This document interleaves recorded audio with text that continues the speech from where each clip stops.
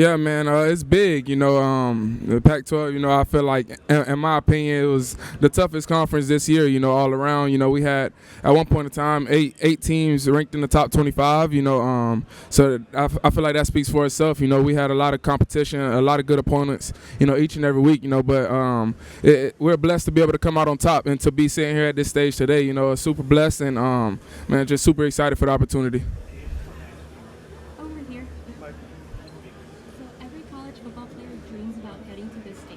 What does it mean to you to finally be at this stage? Man, it's a dream come true. To be honest, I'm still wrapping my head around it. Just super blessed to be in this position. This is something that you dream of as kids. Coming to play for the national championship.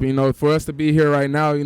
All the hard work and dedication that it took to get here. It definitely showing that it's paid off. But obviously we got to make it happen. Yeah, Michael. So I do a lot of high school recruiting as well, and I saw that you started out as a 3-star recruit, about 12, 14 offers. So kind of maybe some advice for some kids that might be slightly under recruited, because obviously like you went from essentially a 3-star to a 5+ and beyond. So any advice to kids going through that process? Yeah, man, I wouldn't like look into it too much as far as the stars and the ratings and stuff like that. Because once you come to college, it's all gone. You have no stars whenever you come to college. Everybody, we're on the same playing field. You got to make the best of your opportunities whenever that time comes. So for me, like you said, I wasn't really the highly recruited guy. I'm a Florida kid, and I probably only had like 2 Florida schools that wanted me at the time coming out of high school. So it just shows you just gotta believe in yourself and trust your heart and know who you are, and the whole stars thing. That don't matter once you get to college. When you get to college, it's a whole different ball game. Michael, football's been such a big part of your life, but it's also been taken away from you at times because of injuries. What did you learn about yourself during those times that's helped you get to this stage? Yeah, man. Man, those times it was tough, but it just showed that I can get through anything. I could persevere and push through any hardship that comes my way. I just continue to lean on my faith, and trust that God has a plan for me, and that's what it was always about. Just trusting in God, and that's what led me to being here today. Just that trust, and just understanding that it's a bigger plan for me. That I might not know, that I might not see right now. But I'm just super blessed to be in this position now. I wouldn't change anything I've been through for anything. I feel like it shaped me into the player and the person that I am today. So I'm super blessed. Mike, the send-off in Seattle yesterday looked pretty rowdy. What did you think of all the fans showing up in the rain to send you guys off to Houston? Man, it was amazing. Our fans have been amazing all season. We're super blessed to have a fan base like that. And like you said, it was raining out there. So, man, for them to be out there in the rain, just being able to send us off, super excited, for what we've had going on all season. We're super blessed to have a fan base like that. So I can do nothing but praise them and give them thanks for all the support that they've given us all throughout the year. Mike, there's some people on the Michigan team who you played with or coached with at Indiana. Oh, yeah. What does it mean to kind of be in this championship game with some guys like Jack Tuttle, Coach Hart, who you remember when you were together at Indiana? Yeah, it's crazy. It's crazy, that's just how things work sometimes. It's a small world, but I'm super blessed. I know those guys over there, they're super excited for the opportunity as well.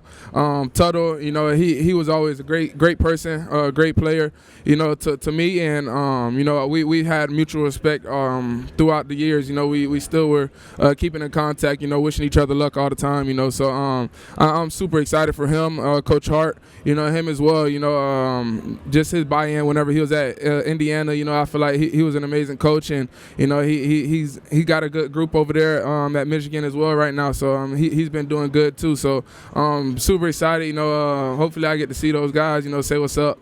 Yeah, it's good. I mean, it meant a lot. Me being at Indiana, allowed me to get here. I feel like if I didn't go to Indiana, probably wouldn't have met Coach DeBoer. I probably wouldn't be here. So, like I said, my whole past, I wouldn't change it for anything. I'm super blessed to be here, and I feel like everything happened for a reason. Michael, what was your mindset in regards to transferring before your Washington visit and then after? Obviously, you had a relationship with Coach DeBoer, but how did that switch change, whatever? Man, yeah. I mean, like you said, the relationship with Coach DeBoer, that definitely, help the reason for me to come here. He's somebody that I trusted in. Whenever he was coaching me at Indiana, but it was good. The whole transfer thing. I felt like I was doing what I felt was best for me and my future at that time, and I definitely don't regret it. I feel like it was the best decision of my life, and I'm super blessed that I was able to do that, and to be able to be on this stage today is a big blessing. But I've always loved and believed in Coach DeBoer and everything that he stands for and he preaches, and man, I'm still doing it. I'm still believing. So you scouted the offensive line. You looked at film of the offensive line. That line the year before it opened holes for 3.19 yards per rush. I think they'd given up a bunch of sacks. You came despite that. Now it's the best offensive line in the country. But I wonder what you saw in that moment. Man, I just saw a lot of talent and a lot of potential. I feel like whenever I watched the tape on the offensive linemen and the skill players, I felt like, I wasn't really watching the offense that was being ran before I got here. It was about, seeing what I had around me. And when I saw those guys and then meeting them in person and stuff like that, I'm like, oh yeah, this is going to be a special group, because I knew the offense that was coming in, and I knew that we'll be able to do something special with that offense with these group of guys, and we've been doing it. We got one more to go, and super excited for it. And Seattle loves its Seahawks. It loves its sports. I saw an interview with you where you were on top of a building looking out on the city, and you said what a beautiful city it is. Do you feel like you kind of own that city now for the moment? No, I wouldn't say I'm on, but I feel like I'm a comfortable and well loved and respected resident. I'm super excited. I'm glad to be there. I'm glad that they accepted me. The whole city of Seattle accepted me, not just University of Washington. And I'm just super blessed for a city to gravitate to us and what we're doing at University of Washington the way that they do. Mike, over here on your right, Geno Smith was talking this week about working out with you and how excited he is for you. Can you go into that relationship, how great it's been to get to know him, and obviously as it's taken you to this stage here so far? Yeah, Geno, I actually trained with him in the off season for a little bit. He's a great guy, a great leader, and he's somebody that's definitely been doing great things, in Seattle, and he has a great fan base there as well. He's somebody that's like he said, man, people counted him out, but he said the whole he didn't write back thing. That's where I got it from, but he's a great guy. He gave me words of advice and stuff like that. He's a guy that wants to see everybody around him do great, and man, he's just a blessing to so many people. So. Mike, you got questions all last week about the Texas D-line. It seems this week the story is the Michigan secondary. What do you see from them on film, and have they faced an offense quite like yours yet? Yeah, man, that whole defense, they're good. I feel like they do a lot of good things on that side of the ball. I feel like they're very well coached. They have a lot of good players, and we do too, obviously, but, for me, I'm always going to believe in my guys and believe that my guys are going to be able to get the job done, no matter what, no matter who we're facing, so I'm super excited for it. I know the guys are super excited for it. And come Monday, I guess we'll see who will have the better side,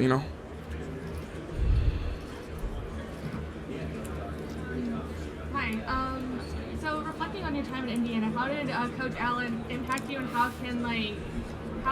how will he affect the players at Penn State now that he's their defensive coordinator? Yeah, man, he's a great coach. He's a coach that, it's easy to love him, because of the guy he is, the person he is. I feel like he cares about his players. He cares about the person more than the player. I feel like he's the guy that would definitely do great things at Penn State. He's gonna bring great leadership. He's gonna bring great energy, intensity each and every day. He was always the same guy every day. Always had that same energy, same spark. Trying to help the team be better in any way that he could. So I feel like they're definitely getting a good coach. Michael, over here in the middle. Your connection with Rome, the last 5 games, 100+ yards, contested catches. He makes the big plays in crunch time. good is, or how easy does it make it easier for you when you know you have a player like him that can make those big time catches in the crunch time? Man, it makes my job real easy, man. He does it every day, not just on game day, but in practice as well. He's the guy that you're going to see going 100% each and every rep in practice. It don't matter if he's running a route, the ball is coming to him, he's blocking. And sometimes I try to tell him to save his legs, and I'm like, hey, I'm not throwing it to you on this play, but he'll still run at full speed, So that just shows the character and the guy that he had, the guy that he is, I feel like he's a guy that's going to continue to keep making plays throughout his career, but also having a great room around him as well, with Jalen Polk, Jalen McMillan, Jeremy Bernard, Giles Jackson, just a lot of guys, that's been able to impact and help us win football games throughout the year. I feel like that room, they feed off of each other, and they all want to see each other be great. So it's a very special room. Michael, in the middle, after you arrived, after the transfer, how did you go about gaining the trust and earning the respect of your new teammates? I'll say work. It's about the work that you put in. Coming into a new team, the guys they don't really know what you're gonna bring to the table. But for me, I was showing it through my work and just trying to lead the best way I could. Obviously being a new guy, I didn't want to feel like a guy that just because I was a veteran, I felt like I was above the team at all, so I was like, okay, for me, I wanted to be able to work and show these guys, that I'm somebody that they can trust and somebody that they can trust to lead them to win football games, and that's what it was about, just putting in the work each and every day, and I knew that my play would be able to speak for itself, so the whole off-season grind, that's what it was always about, putting in the work and showing those guys that I'm ready to compete. All right, Mike, over to you. What have the conversations been like between you, your O-line, your teammates heading into Monday's game? It's been great, just telling the guys, just don't get too wrapped up into everything else, just knowing that it's just another game for us. Obviously we're playing for something huge, the biggest in college football right now, so just making sure the guys just understand, just don't make the game bigger than what it is, and just go out there and have fun, and that's what it's going to be about, going out there having fun, and obviously we got to execute at a high level, because we're playing a good team, and we got to make sure that we come ready to play. So that's what it's been about. Michael, over here for you on your right. I guess I'm bad with directions. Hey, man. Okay, so you've had a long career in college football thanks to the transfer portal rule changes. It's letting you play longer. How has that impacted your development as a passer? I feel like it is impacted me a lot. Obviously being in this offense as well for 5 years, I feel like that's something that's helped me as well. I've seen so many different looks with all the plays that we have. It's like, I kind of have a feel for the game to where, like, most of the time I know where I'm throwing before I even snap the ball. Obviously the good defenses, they're going to change the looks and stuff like that. But being able to adjust on the fly, being real quick through my progressions and stuff like that, I feel like that's stuff that I've been able to grow. That's areas I've been able to grow in throughout the year. So. And Mike, how important is it to have McMillan healthy at this point of the year after him kind of going through the middle of the year, kind of struggling with some stuff?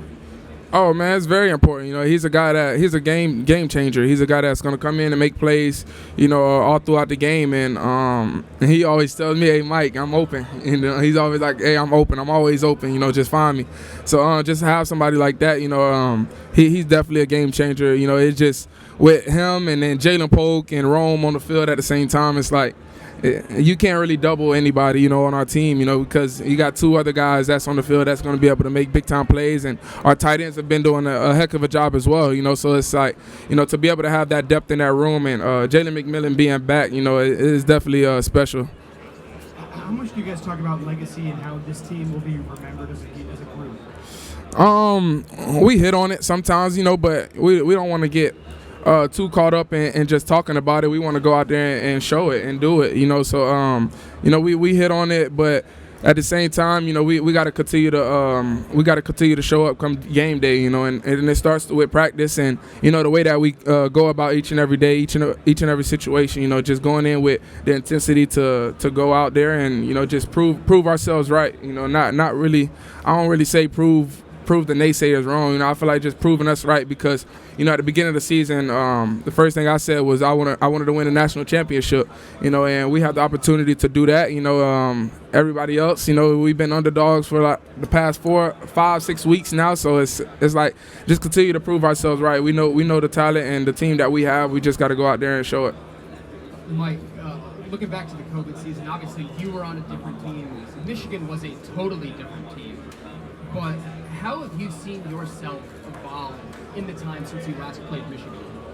Yeah, man, it's totally different. You know, like you said, they're a different team as well. You know, I'm a different player. You know, I just feel like, just my confidence and, you know, obviously game time experience, you know, stuff like that, you know, being on the field, you know, that has a lot to factor into it as well, you know. But, you know, I feel like it's been a lot of areas I've grown in, you know, leadership-wise, you know, player-wise as well, you know, on and off the field, you know. So it's been a lot, but it's still going. It's still going. Michael, your family's here, your parents are here this weekend. What's that kind of support mean to you? It means a lot. You know, they always show up. You know, they're always there for me. If they can't make it to the game, they're going to watch it on TV. I make sure they calling me right after the game, you know. So to be able to have a support system like that is amazing. You know, I'm super blessed to have a family like that. And, you know, I thank them each and every day for it, you know, because, you know, for them to love me unconditionally, no matter if I was injured or if I was on the field being successful, you know, they were always there for me. So it's been special.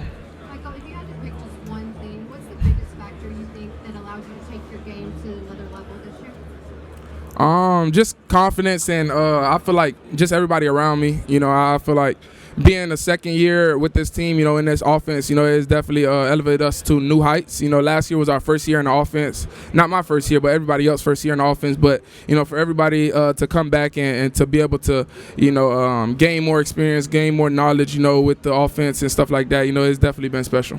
This season has really boosted your draft profile. What do you think about the fact that you've been able to do that with another season of college football? I'm just super blessed to be in this position. You know, I really don't focus in on the draft stuff like that, you know, because I feel like that God has a plan for me, and you know, I'm going to trust that. You know, for me, I just got to go out there and fulfill my His purpose. You know, I feel like, and everything will work itself out. You know, so I've just been trying to work on just being the best version of myself for my team and you know, for this university each and every day. So. Michael, what was it about Coach DeBoer specifically that you felt like you wanted to play for him again after leading into I'll just say the confidence that he gave me, you know, when I was out there on the field. You know, he always gave me, whenever I was getting the ball in my hands, I always felt like I had somewhere to go with it. You know, I always felt comfortable in my reads and my checks, and the way that he helped me prepare each and every week was next level, and I definitely wanted to be a part of that again. Well, how would you describe your relationship with him? You say that he helped you every week, kind of learn the offense and stuff.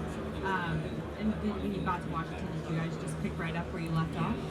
Yeah, I feel like it's been growing. You know, it definitely did pick up where it left off, but you know, we definitely took it to new heights. You know, I feel like our relationship has definitely grown since 2019. You know, I feel like, you know, just a trust factor and the way that we talk to each other and stuff like that. You know, I feel like it's all been grown throughout the years, and I'm just super blessed to be able to have a coach like him. You mentioned earlier that you guys have been an underdog several weeks in a row. Just remember, the committee didn't have you in the initial top 4, even though you were undefeated. For a championship team, you guys have felt overlooked at times. Have you felt that in the locker room, and how has it impacted you guys? I mean, we see the stuff that's out there, you know, but we don't really let it bother us. You know, we have us versus us mentality.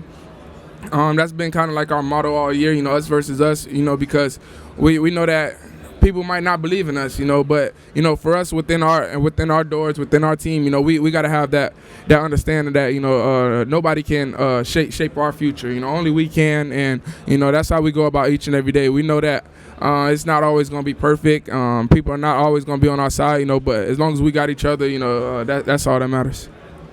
What's the biggest challenge Michigan presents to you?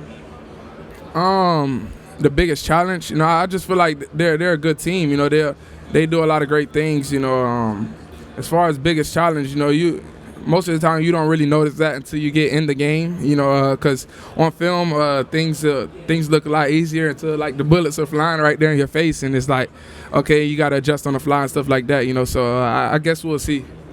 This is a short turnaround here for a championship game. Have you guys felt the magnitude of this yet? Is it set in?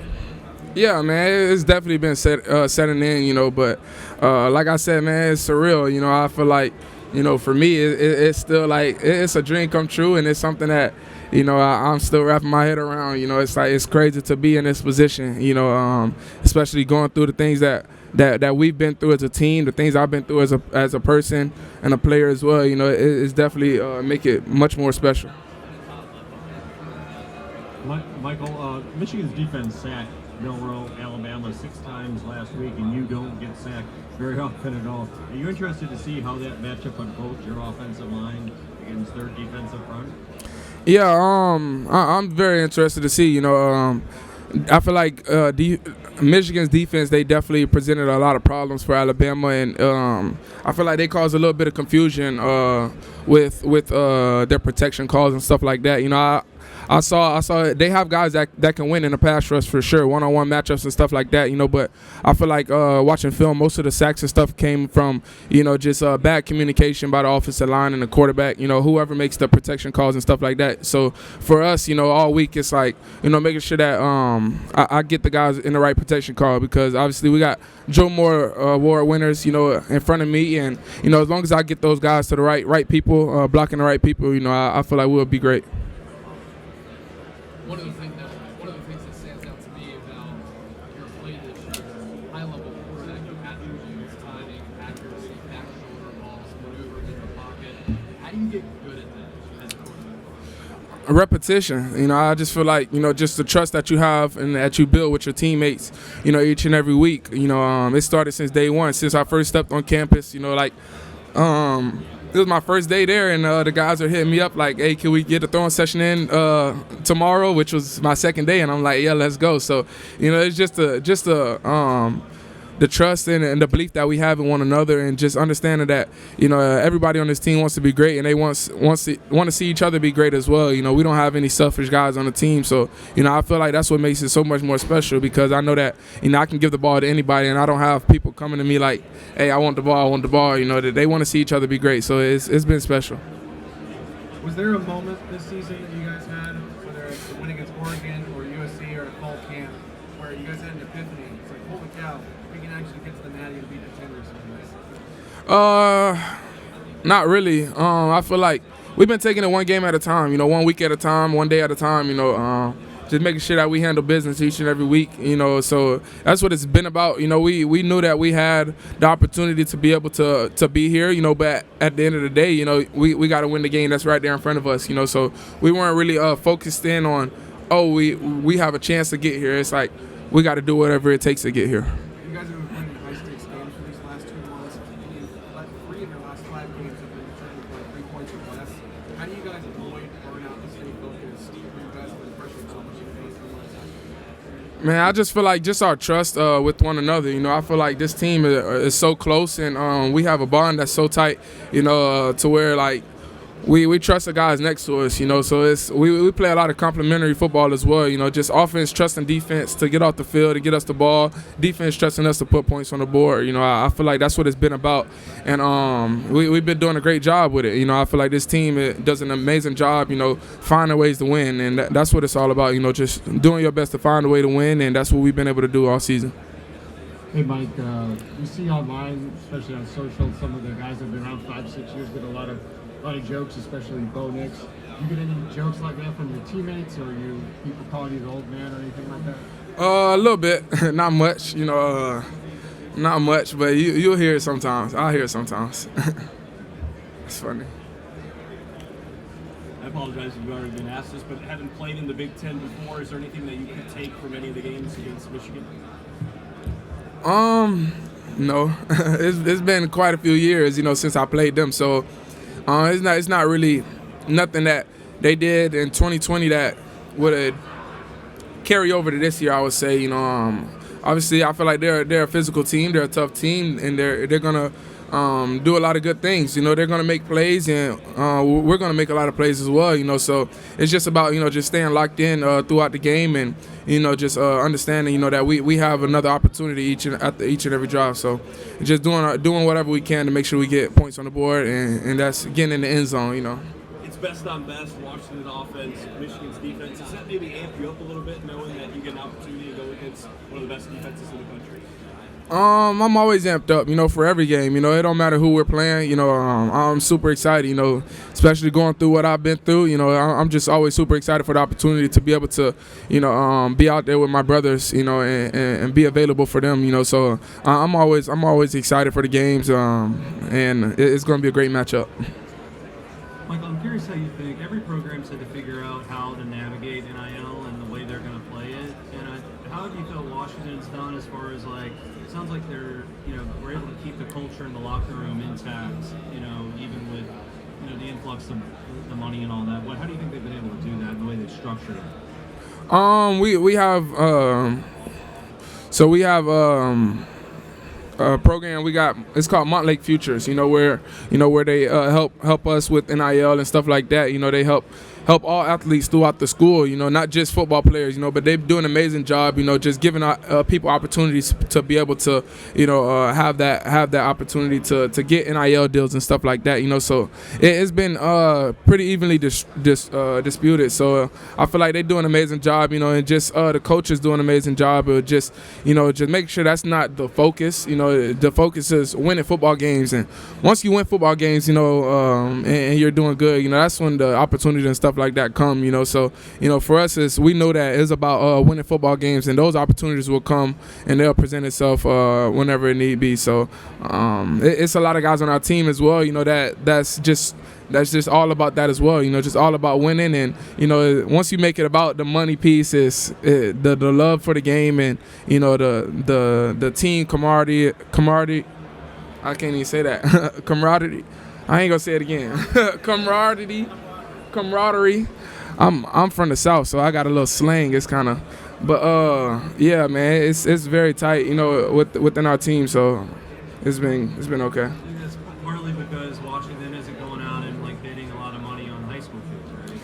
Yeah, man, I don't know. I'm not gonna get too far into that conversation, you know, but I feel like University of Washington do an amazing job with it, you know.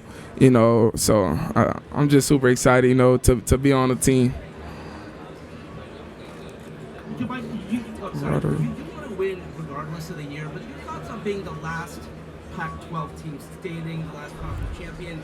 Again, when they tell you a story about the history of the conference, you guys were the last. Is that period weight? You know, like, you care that you guys were the last Pac-12 team? Do I care? Like, what does it mean to you that you guys were the last Pac-12 team within the conference?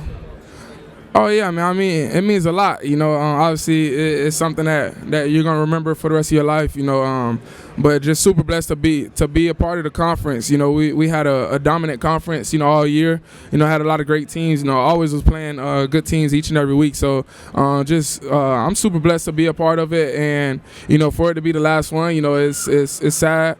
You know, but at the same time, you know, that's just how the world is. You know, it just keeps moving, you know, business and stuff like that.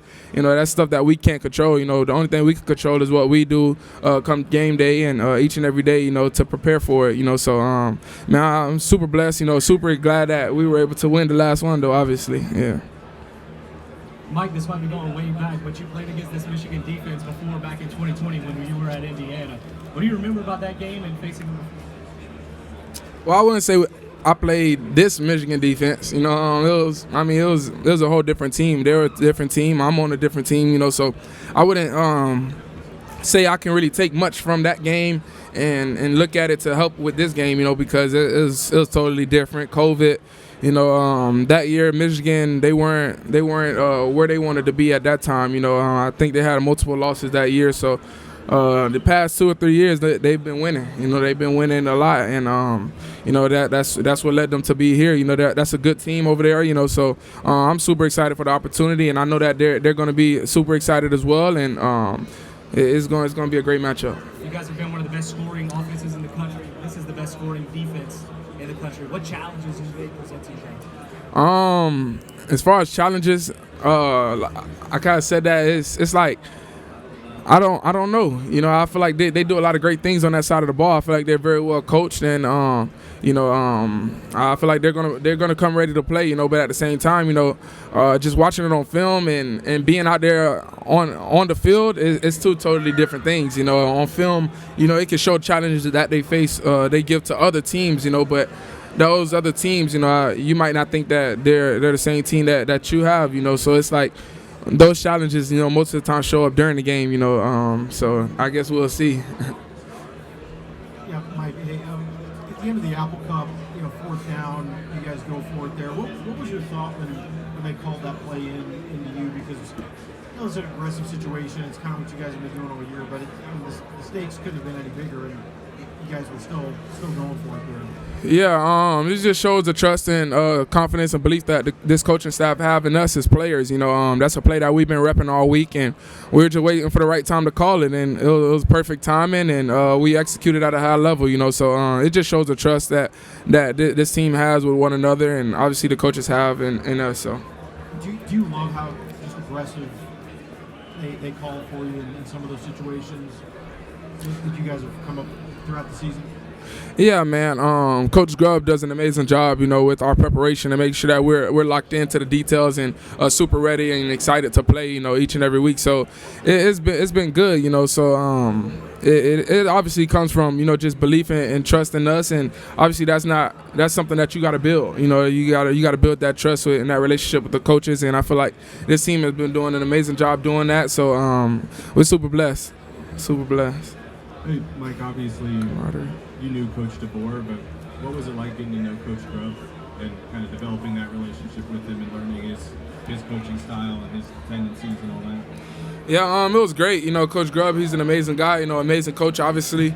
You know, when I first met him, I knew I was going to like him, you know, just because of the energy and, you know, the way that he talked to me, I could just tell, you know, he was all about football. You know, he was all in, you know, and that's what I was super excited about. You know, Coach DeBoer, obviously, he was the one that was calling the plays for me at Indiana, and he was the biggest reason why I transferred to the University of Washington. But, you know, just talking to him, he's like, you're going to love Coach Grubb. Just trust him. And they have a great relationship, and they've been calling the offense together for a while. So I was like, okay, I can definitely do that. And, man, we just ran off with it. Did you feel like Coach Grubb already had a pretty good understanding of what your skills were and your strengths were as you guys kind of formed the offense? I have no idea. I feel like Coach DeBoer probably talked to him about it. The things that, you know, I could do on the field. You know, he definitely probably watched my film as well. You know, so, you know, I feel like he had an idea, but, you know, to see it in person, I feel like it's always going to be different. You know, I'm seeing things in person. So I'm just super blessed that, you know, that he trusted in me.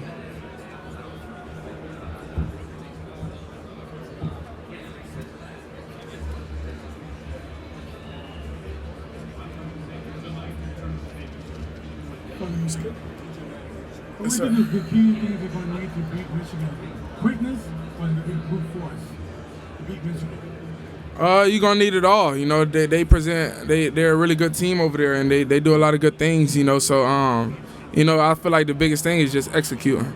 You know, it's just all about execution. You know, just trusting in our preparation and our offense that we have, and at the end of the day, as long as we execute, we'll be able to get it done. So.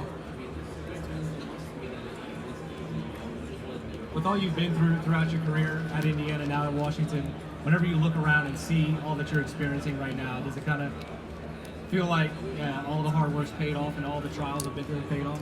For sure, man. It makes it much more sweet, man.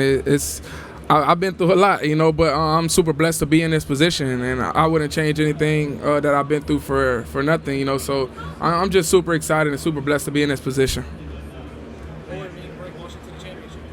And it'll mean a lot, you know. It'll be amazing, man. That's been our goal since day one. You know, that's been my goal since day one, and I know the team as well. You know, so it'll be amazing to be able to bring that back to Seattle. Michael Penix, man, here with SiriusXM. Just speak about your journey, man. And obviously starting in Indiana. I think you're a Florida boy as well. You know, went to Florida State. Yeah. I know how it is playing at state competition level, but going from Indiana, finding your new home here in Washington, and having great success at Japan. Yeah, man, it's been crazy. Obviously a lot of ups and downs. Bumpy roads. Been through a lot with 4 season-ending injuries in the world. So, I came from a lot.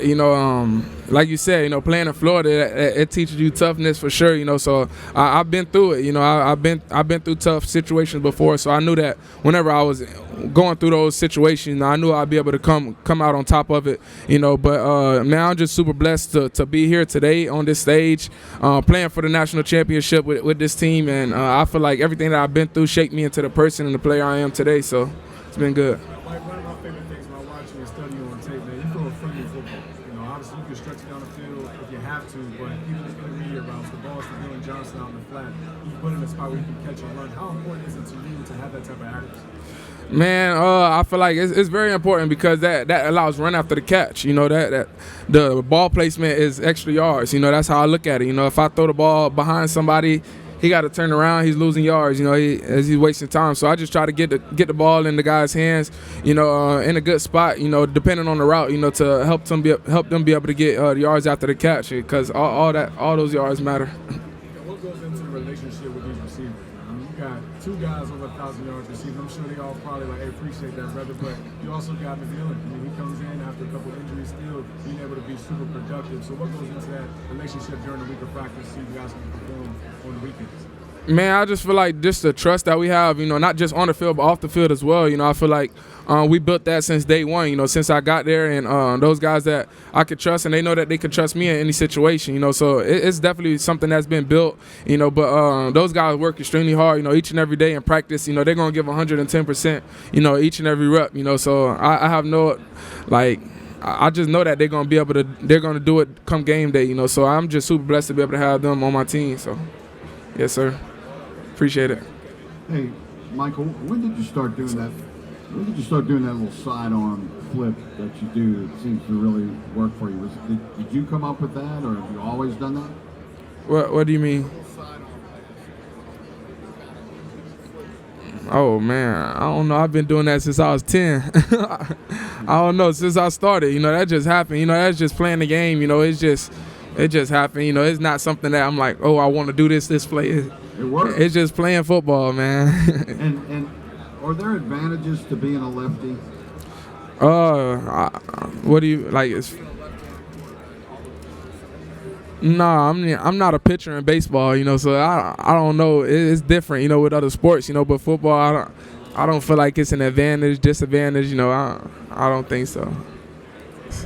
Michael, the recruiting process that came out of high school took you to Indiana and then got you to Washington.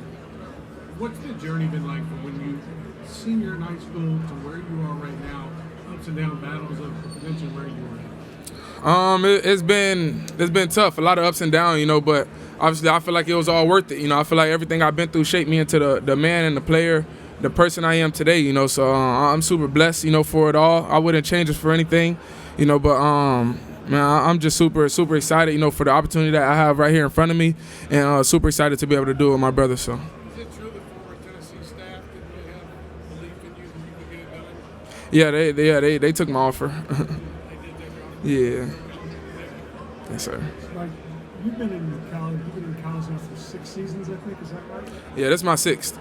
Do you ever feel like the old guy in the room because you're 24 and you might be around a bunch of 18, 19-year-old guys? Yeah, I'm 23, but I do know that I'm like usually I'm not the oldest, but I'm one of the oldest on the teams, So it is what it is, man. That's what comes with injuries, and you got the COVID year. What else? Red shirt, stuff like that. That's all part of a game, and there's people in college that's older than me, so I don't really think about it too much. I don't know. I guess experience, game time, possibly, but I don't feel like my age, like just my age itself, helped me, so I don't know. You talked a little bit about why you like playing for Coach DeBoer, but what about just off the field? Why is he a guy that you've clicked with? Because he's the same guy every day. He's somebody that that's gonna always be the same guy each and every day. You know, you don't have to guess what you're gonna get out of him. You know, he's gonna be a guy that's gonna lead us in every way that he can possible. You know, so that's what makes him so special. You know, he's somebody that you can trust, and he doesn't switch up his character for anything. So.